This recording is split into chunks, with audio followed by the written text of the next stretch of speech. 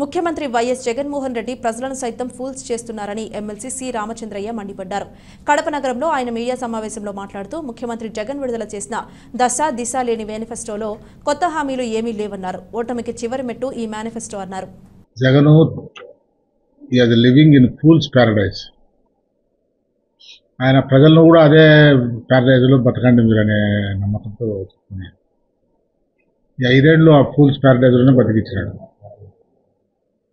ఇప్పుడు మళ్ళా అదే పాటెత్తుకున్నాడు.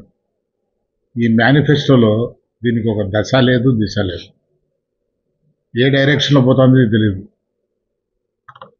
బ్యాక్ డైరెక్షన్ ముందు నుంచి పోతుంది, అదే డైరెక్షన్లో పోయేటట్లే కనిపిస్తుంది. ఇది ఈ recycled last years manifesto recycle చేసి ఇచ్చినట్టుంది. కొత్త హామీలు కానీ కొత్త వాగ్దానాలు కానీ ఏమీ లేవు. ఓటమికి చివరి మెట్టుగా కనిపిస్తుంది ఇది. ఆయన ఓటమికి చివరి మెట్టు ఈ manifesto. First step of his manifesto. ఈ మేనిఫెస్టో ఏ విధంగా ఉందంటే తనే తుమ్మి తనే తదాస్ అన్నట్టుంది. తుమ్మటం ఆయనే, తదాస్ అనటం కూడా ఆయన. దాని విలువ అప్పటికే తెలిసిపోతుంది మీకు ఏ విధంగా ఉండదు. నేను ఆయన తన మేనిఫెస్టోని విడుదల చేస్తున్న సందర్భంగా ఆయన కనపరిచిన హావభావాలు, పలికిన పలుకులు చూస్తే గత తరం సినిమా యాక్టర్ రాజ్ కపూర్ అని ఉన్నాడు, ఆయన గుర్తుకొస్తాడు. ఆయన సినిమాల్లో మాట్లాడేటప్పుడు ఆయన హావభావాలు చూస్తే ఇతను ఇన్నోసెంట్గా మాట్లాడుతున్నాడా, ఇగ్నోరెంట్గా మాట్లాడుతున్నాడా అనేది అర్థం కాదు. అదే పద్ధతిలో మాట్లాడాడు. ఈయనకు అర్థం కాదా, అంటే తెలిసి అబద్ధాలు చెప్తున్నాడా? కొద్దిగా ఆలోచిస్తే ఇతను ఇన్నోసెంట్ కాదు, ఇగ్నోరెంట్ అని అనిపిస్తుంది. ఇది పాపం గంట పైన మాట్లాడాడు నిన్న మేనిఫెస్టో. కట్టలేదు మేనిఫెస్టో. ఏ ఒక్క వర్గాన్ని కూడా సంతృప్తిపరచాలి. హలో మేనిఫెస్టో కాదు ఇది. మీకు ఒక ఇన్ఫర్మేషన్ ఇస్తారు. సొంత పార్టీ శ్రేణులే పెదవిరుస్తున్నారు ఈ మేనిఫెస్టో చూసి. ఎందుకంటే 4 times పోస్ట్పోన్ చేశారు. 4 times పోస్ట్పోన్ చేస్తే ఏదో ఇంకా ఇన్నోవేటివ్గా చెప్తాడేమో, ప్రజలకు ప్రామిస్లు చేస్తాడేమో అని ఆశపడ్డారు శ్రేణులు. మేనిఫెస్టో వల్ల ప్రజలు దగ్గర అవుతారంట, ఆ విధంగా అనుకున్నారు. కానీ ఈ మేనిఫెస్టో 4 times పోస్ట్పోన్ చేసింది ఏమంటే, రోషయ్య గారు అసెంబ్లీలో మాట్లాడారు ఒకసారి. ఏనుగు నుంచి బాంబు ఎక్స్పెక్ట్ చేశారు, ఆఖరికి అది తుస్సు అనిపోయింది. ఇట్లానే ఇది తుస్సనే పోయింది. ఇది ఏమీ లేదు దీంట్లో. అసలు ఇది రాసి అతనికి హెల్ప్ చేసి దానికి ప్రయత్నం చేసే వాళ్ళు ఏ విధంగా చేసినారో నాకు అర్థమే కాదు. ఇంత డొల్లగా ఉండే మేనిఫెస్టో నేను ఇంతవరకు చూడలేదు. ఇది ఎట్లుందంటే 4 సార్లు పోస్ట్పోన్ చేసి ప్రజలకు ఎక్కువ ఎక్స్పెక్టేషన్ వచ్చింది. ప్రజలకు ఏదో కొత్తగా అనౌన్స్ చేస్తాడు మాకు అట్లా అని. కానీ చూస్తే అది రీసైకిల్డ్ పేపర్స్ తప్ప ఇంకా వేరే పేపరే లేదు మళ్ళీ మేనిఫెస్టోలో. ఆయన చెప్పడం అబద్ధం తెలియదట ఆయనకు. పాపం ఆయనకు అబద్ధమే రాదట, చెప్పను. అలాగే కానీ హామీలు చంద్రబాబు మాదిరిగా ఇవ్వడం చేత కాదు ఆయనకు.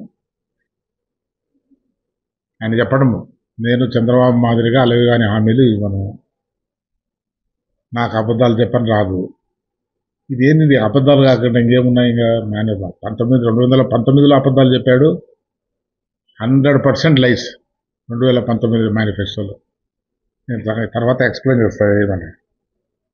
ఎంత గొప్పగా సెలవిచ్చినాడంటే ఆయన, నేను చంద్రబాబు నాయుడు మాదిరిగా అలివిగానే ప్రామిసులు నేను చేయను. ఇది ఆయన ఉపద్రవం. అందువల్ల జగన్ గారికి చెప్తున్నా, జగన్ గారు ఒక 4-5 అంశాలు మేము చెప్తాము, దానికి జవాబులు చెప్తారు. 2019లో ఏం చెప్పారు? దశల వారీగా మద్యపాన నిషేధం ఇస్తాను, లేదంటే ఓట్లు అడగనని చెప్పాడు.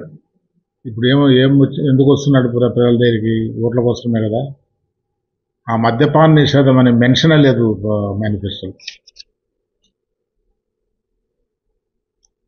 మోర్ దాన్ 50% ఉమెన్ ఫోక్ ఉండేటువంటి ఈ రాష్ట్రంలో వాళ్ళని ఎక్కువ ప్రభావితం చేసేది ప్రొహిబిషనే. ఎందుకంటే వాళ్ళకు వచ్చేటువంటి ఇన్కమ్స్లో ఎక్కువగా దీనికే పోతుంది. దానివల్ల వాళ్ళు నరకం అనుభవిస్తున్నారు. దీనిపైన ఎక్కువ ఆశలు పెట్టుకున్నారు.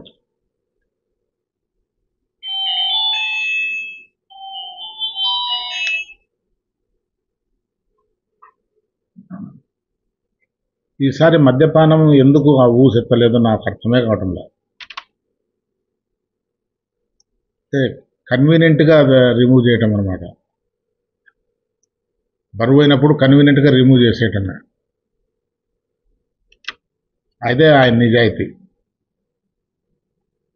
మళ్ళీ ఇంతకుముందు అన్నాడు, నా మేనిఫెస్టో ఖురాను, భగవద్గీత, బైబిల్ ఈ మూడు ఏ ఏ సీక్రెట్ బుక్ ప్రకారం చేశాడు ఇవన్నీ.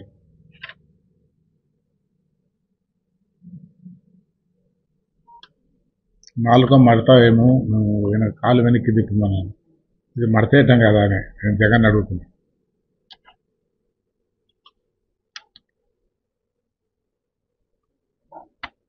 ఇరిగేషన్ సెక్టర్ చూస్తే రాష్ట్రానికి జీవనాడి పోలవరం ఈనాడు అరౌండ్ 70% కంప్లీట్ అయింది. మైనర్ పర్సెంటేజ్ కూడా కంప్లీట్ చేయలేకపోయినాడు అతను. మిగతా ప్రాజెక్టుల గురించి ఎట్లా తీసుకున్నాడో అట్లే వదిలేశాడు. అప్పుడేమో వార్ ఫుటింగ్లో నేను చేస్తానన్నాడు, యుద్ధ ప్రాతిపదికన. ఏం దానిపైన అలా విషయమే చెప్పలే.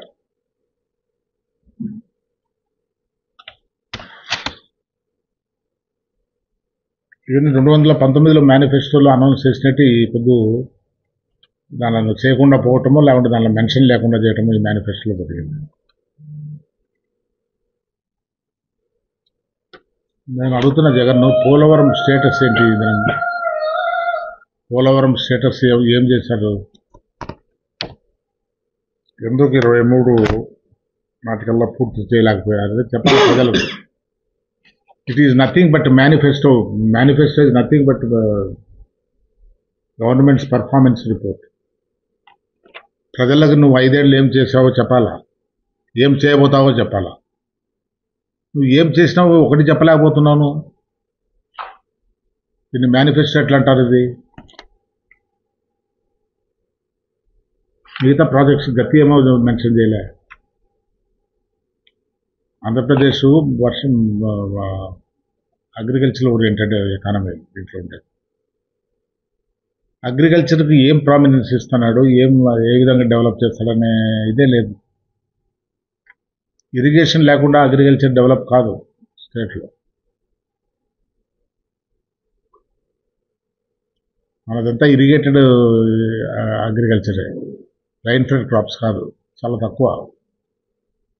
వేరే యూరోపియన్ కంట్రీస్లో మాదిరి, అమెరికన్ కంట్రీస్లో మాదిరి కాదు. మనం బ్రెజిల్ అయితే రైన్ ఫెడ్ క్రాప్స్, చెరుకు వేస్తారు వాళ్ళు. మొత్తము దేశమంతా వర్షానికి పండుతుంది చెరుకు. నీరు బెటర్ వాళ్ళు ఆ వర్షాకాల ఆధారంగా పంటలు వేస్తారు. అటువంటి ఎకానమీ కాదు మంది అంతా ఇరిగేటెడ్ ఎకానమీ. నువ్వు ఇరిగేషన్ అంతా నెగ్లెక్ట్ చేస్తే నువ్వు వ్యవసాయం ఏ విధంగా డెవలప్ చేస్తావు?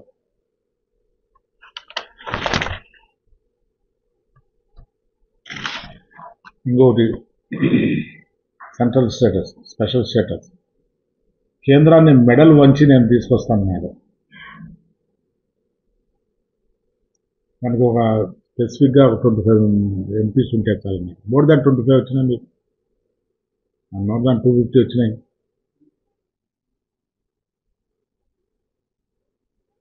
ఈ 150 మెంబర్స్ రాజ్యసభ, లోక్సభ, రాజ్యసభ ఎక్కువ వచ్చినారు. వీళ్ళందరూ కలుపుకుంటే ఎంత జనాభా, ఎంత పాపులేషన్ ఇది రాజ్యసభలో, పార్లమెంట్లో. కానీ నువ్వు చేసింది ఏంటి? వాళ్ళ మెడల్ వంచుతాను కానీ నువ్వు మెడల్ వంచుకొని వాళ్ళ దగ్గర సాగలు పడ్డావు.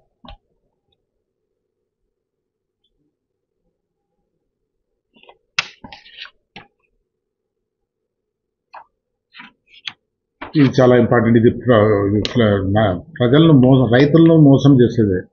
రైతులకు ఏటా 12,500 ఇస్తా అన్నాడు. దీంట్లో కేంద్రం 6,000 ఉంది.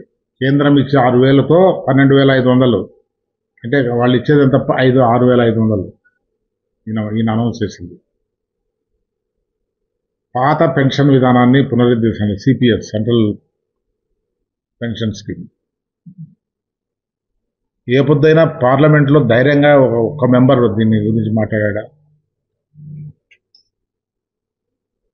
పునరుద్ధరిస్తామని మీరు ఎలక్షన్ మేనిఫెస్టోలో చెప్పి 2019లో దాన్ని టచ్ చేయలే. అంటే మీరు వైటల్ స్కీమ్స్ ఏ అనౌన్స్ చేశారో వాటిని టచ్ చేయలేదు.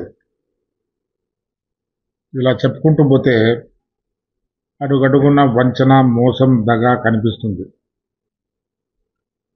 మేనిఫెస్టోను పవిత్ర గ్రంథాలుగా ప్రభావితం చేసుకోవటం, తను గ్లోరిఫై చేసుకున్నాడు కానీ ఆ పవిత్ర గ్రంథాలను మేనిఫెస్టోతో కంపేర్ చేసి, నాకు తెలిసి దాంట్లో ఏం అతని ఇంటెన్షన్కు అతని యాక్షన్కి ఏమాత్రం పొంతం లేదు. అందుకే నేను చెప్పాను, Jagan is living in fool's paradise. ఈ continue to live and is making the people to live in fool's paradise. Andhra Pradesh ప్రజలు ఇక ఏమాత్రం ఫూల్స్ ప్యారడైజ్లో బతికేదానికి సిద్ధంగా లేరు. ఇది నీది మేనిఫెస్టో కాదు, దీన్ని రిజెక్ట్ చేసే రోజు త్వరలోనే.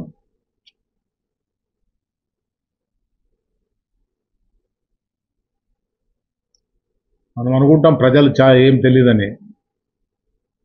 ఇక్కడి నుంచి కన్యాకుమారి వరకు మాట్లాడుకున్నట్టు వర్డిక్ట్ ఇచ్చిన సందర్భాలు ఉన్నాయి. ఏం కమ్యూనికేషన్ లేదు, ఏమి లేదు. మొత్తం దేశమంతా ఒకటే వర్డిక్ట్ ఇచ్చారు. అంత విజ్ఞులు ఆంధ్రప్రదేశ్ ప్రజలు.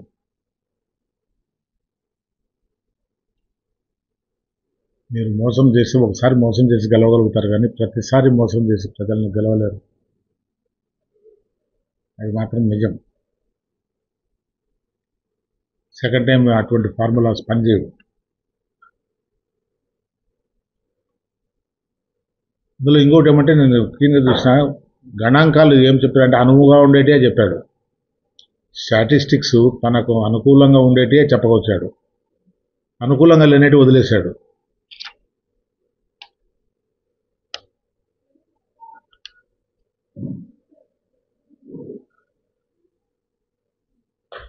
అన్ఎంప్లాయ్మెంట్ రాష్ట్రంలో ఫస్ట్ ప్లేస్లో ఉంది. రాష్ట్రంలో అన్ఎంప్లాయ్మెంట్, దాని గురించి మెన్షన్ చేసిన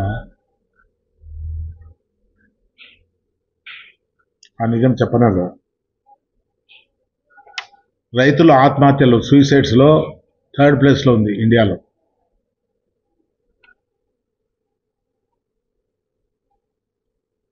యావరేజ్ డెట్ రైతుది సగటు అప్పు భారం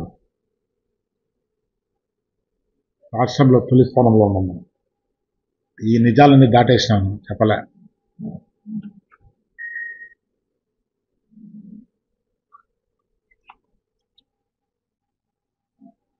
ఫారిన్ ఇన్వెస్ట్మెంట్స్,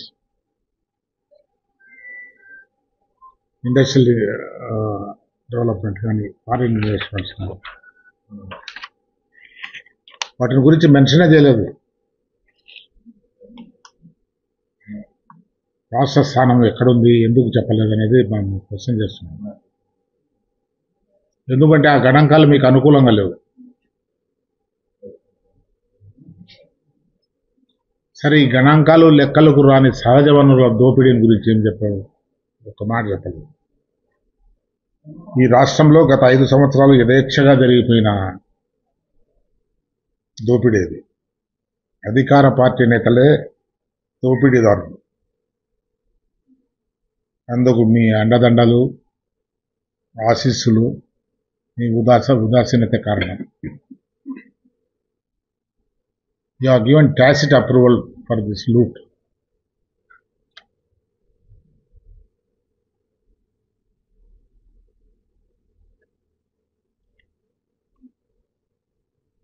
ఈ కూటమి Telugu Desam, Janasena, national party, BJP, వీళ్ళు అనౌన్స్ చేసిన సూపర్ 6 ఉందే, ఈ అన్ని వర్గాలను దృష్టిలో పెట్టుకొని తయారు చేసిన అనౌన్స్ చేసింది.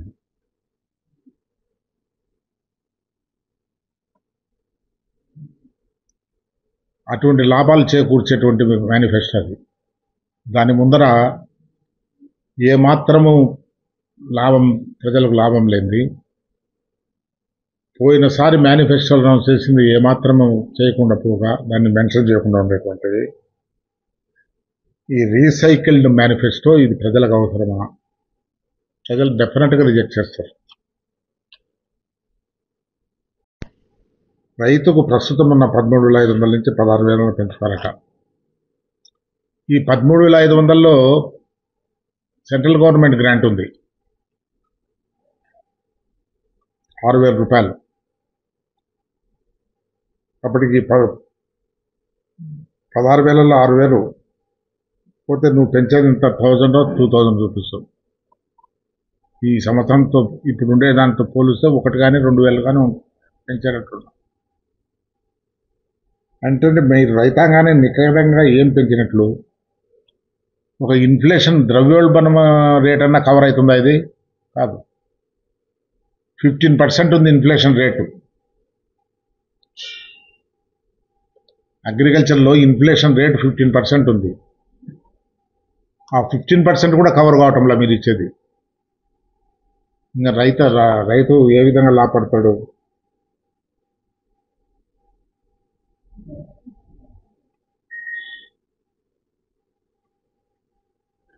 రైతుకు సాగు ఖర్చు ప్రతి సంవత్సరము, అంటే ప్రతి పంటకు పెరుగుతున్నది ప్రతి పంటకు. కానీ మీరు ఇచ్చేది ఇది ఆ లెక్కలేక రానే రాదు. దాన్ని కన్సిడర్ చేయలేదు మీరు. ఈ 5 ఏళ్లలో 2,500 పెంచుతామంటుంది. ఎంత దారుణం అది.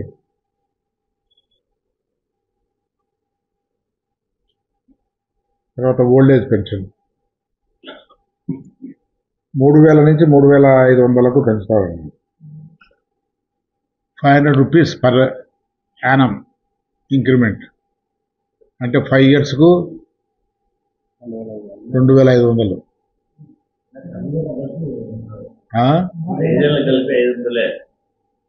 లేదు లేదు, అతను 28లో 250 వేస్తాడు, 29లో 250 వేస్తాడు.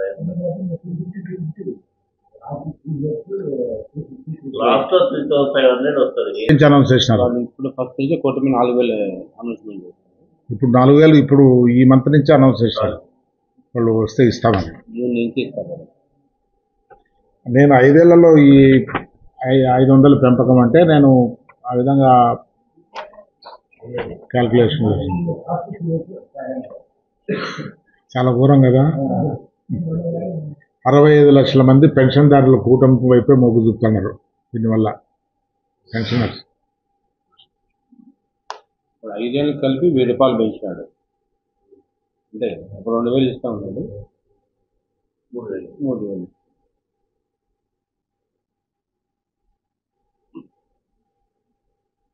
అమ్మ బడి 15,000 నుంచి 17,000 పెంచుతారు. అంటే 5 ఏళ్ళు పెంచేది 2,000. కూటమి ఇచ్చిన హామీ ప్రకారం ప్రతి కుటుంబం మహిళలకు సంఖ్యతో నిమిత్తం లేకుండా ఎంతమంది అన్నా ఉండదు నెలకు 1,500 ఇస్తామని. ఈ 2 హామీల్లో దేన్ని ఎంచుకుంటారు ప్రజలు? నువ్వు దేనిపైన నమ్మకం పెట్టి చేస్తాడవో దాంట్లోనే ఎగిరిపోతాను.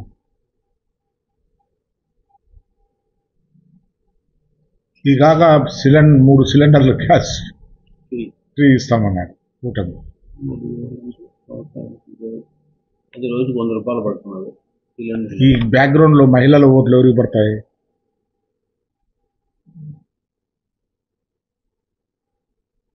ఆ బెనిఫిషరీస్ పైన నువ్వు ఆధారపడినప్పుడు ఎవరు బెనిఫిషరీ దీంట్లో? రైతులు, మహిళలు. ఇది బస్సులో ఉచిత బస్సులో తీసుకున్నారు. ఇంపార్టెంట్ ఎన్ని చెప్పుకుంటూ పోతే చాలా చాలా.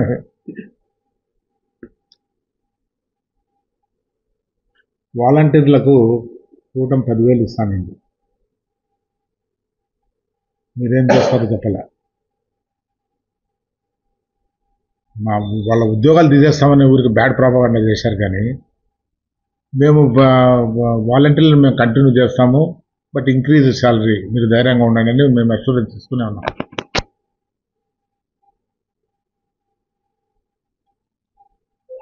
ఇంకా ఎంప్లాయ్మెంట్ గురించి యూనియన్ పబ్లిక్ సర్వీస్ కమిషన్ మాదిరిగా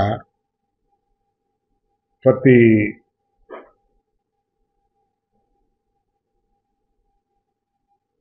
థియరాటికల్గా గ్రూప్స్ క్యాలెండర్ పరీక్షలు పెడతారు. ఇప్పటి వరకు ఎందుకు చేయలేకపోయారనేది మా క్వశ్చన్. 5 ఏళ్ళు అధికారంలో ఉన్నారు, ఈ పొద్దు చేస్తామంటున్నారు, మీరు ఎందుకు చేయలేకపోయినారు? మీరు సర్వీస్ కమిషన్ కమిటీస్ను అర్హత లేని మీ పార్టీ నామినీస్, మీ అనుయాయులను వేసుకొని ఫిలప్ చేస్తున్నారు. వాళ్ళు పరీక్షలు కూడా కండక్ట్ చేయలేని పరిస్థితిలో వచ్చింది. సమర్థవంతంగా పరీక్షలు కూడా నిర్వహించలేని ట్రాక్ రికార్డ్ వాళ్ళది. ఈ బ్యాక్గ్రౌండ్లో మీరు చేసిన ప్రామిసులు నమ్ముతారా యువత? నమ్మి ఓట్లేసి మరోసారి మోసపోయేదానికి సిద్ధంగా లేరు. మీరు ఈ రీసైకిల్డ్ మేనిఫెస్టోలో కొన్ని కీలకమైనవి మర్చిపోయినట్లు వదిలేసి మిగతా వాటిని గురించి ఏదో చెప్పారు. అవన్నీ టైం లేక నేను చెప్పటం లేదు. ఇంట్లో అభివృద్ధి లేదు, సంక్షేమం లేదు. ఆయన అభివృద్ధి సంక్షేమం నాడే. అభివృద్ధి ఏడ జరుగుతుంది? కడప జిల్లాలో మీ సొంత జిల్లాలో లేదు అభివృద్ధి. ఇంకా రాష్ట్రపరంగా ఏముంది? It's not growth oriented. అసలు ఈ రాష్ట్ర గణాంకాలు అథెంటికేటెడ్ అనేది కూడా డౌటే. ఇది కరెక్ట్గా రైట్ టు ఇన్ఫర్మేషన్ కింద అప్లై చేస్తే ఇన్ఫర్మేషన్ ఇవ్వటంలే. జాబ్ క్రియేషన్ అనేది దీంట్లో అవకాశమే లేదు. Job creation is very important for any budget or any manifesto. లేదంటే ఇంత అన్ఎంప్లాయ్మెంట్ ఉండేటువంటి ఈ దేశంలో ప్రజలకు ఏవి ఆశ ఉంటుంది? ఉద్యోగ ఉపాధి కల్పన లేదు ఉంటుంది. సాగునీటి ప్రాజెక్టులంతా పడగేయించేసినారు. గర్వంగా ఇది మేము కంప్లీట్ చేసినామని చెప్పమనండి వాళ్ళము. ఒక స్కీము వాటిని శాశ్వతంగా అలాగానే ఉంచుతారనే నమ్మకం ఉంది. ఇది వయసు ఎట్లుంటుందంటే, మేము పిల్లప్పుడు పుస్తకాలు చదువుకున్నప్పుడు సెకండ్ హ్యాండ్ పుస్తకాలు కొత్త అట్ట వేసిస్తాను అనుకున్నాను. పుస్తకమేమో అదే, అట్ట కొత్తది ఉంటుంది. ఇది కూడా అదే పరిస్థితి. అల్టిమేట్గా మా కంక్లూజన్ ఏమంటే, ప్రజలు దీనిని ఆమోదించరు. ఇది మేనిఫెస్టోనే కాదు,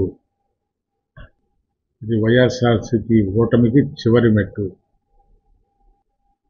ఇది ప్రజల్లోకి తీసుకెళ్తే ఆ 4 ఓట్లు కూడా పడేటి పడవు.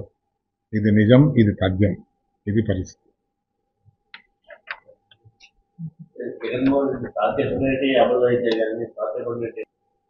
ప్రభుత్వానికి రావాల్సిన రెవెన్యూస్ రానికుండా నిలబెట్టేశారు. ప్రజల ఆస్తులంతా కొల్లగొట్టేశారు. గవర్నమెంట్కు, any government, one of the main source of income is from prohibition. ప్రొహిబిషన్లో వచ్చే ఇన్కమ్ అంతా మీ పార్టీ వాళ్లకు, మీకు అందరికీ పంచుకుంటున్నారు. మీరు మీ గవర్నమెంట్కి రెవెన్యూ ఎక్కడ వస్తుంది? గవర్నమెంట్ డెవలప్మెంట్ వర్క్స్ ఏ విధంగా టేకప్ చేస్తుంది? చేయలేదు. మా ప్రభుత్వాలు అవి ఉండవు. గవర్నమెంట్కి వచ్చేదంతా చెవి పట్టుకొని వసూలు చేస్తారు. కాబట్టి మా రెవెన్యూస్ మాకు ఉన్నాయి. ఇంతకుముందు చేసిన వాళ్ళు ఇప్పుడు ఎందుకు చేయలేము? డిఫీట్ ఏమో తప్పదు. ఇది లాస్ట్ స్టెప్. ఈ మేనిఫెస్టో ఇంతకన్నా బెటర్గా చేయలేకపోయినాడేమో అనిపిస్తుంది.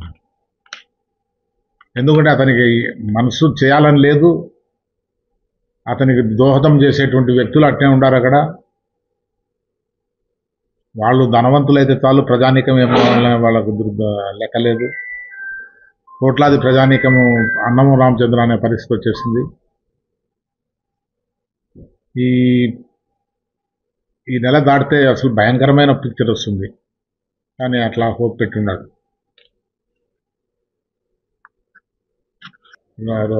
Title land tenant land title act ఏదో తెచ్చాడు. ఎవరో తను నామినేట్ చేసిన వాళ్ళు అప్రూవ్ చేస్తే అది ఫలానా అంతకుముందు జ్యుడిషియల్ పవర్స్ అవన్నీ ఉండేటివి వాళ్ళు అప్రూవ్ చేస్తున్నారు. దానికి ఒక సిస్టమ్ ఉండేది, ఒక మెథడ్ ప్రకారము ఓనర్షిప్ ఎస్టాబ్లిష్ అయ్యేది. కానీ ఇప్పుడు నువ్వు పెట్టిన మనుషులు వాడు అప్రూవ్ చేయాలి. అపీలేట్ అథారిటీ కూడా నువ్వు చెప్పిన మనుషులే కమిటీ. ప్రైవేట్గా ఉండేటువంటి వాళ్ళ ఆస్తులు ఏది ఉండదు, ఇంకా అన్నీ నీ మనుషులకు వెళ్ళిపోతాయి.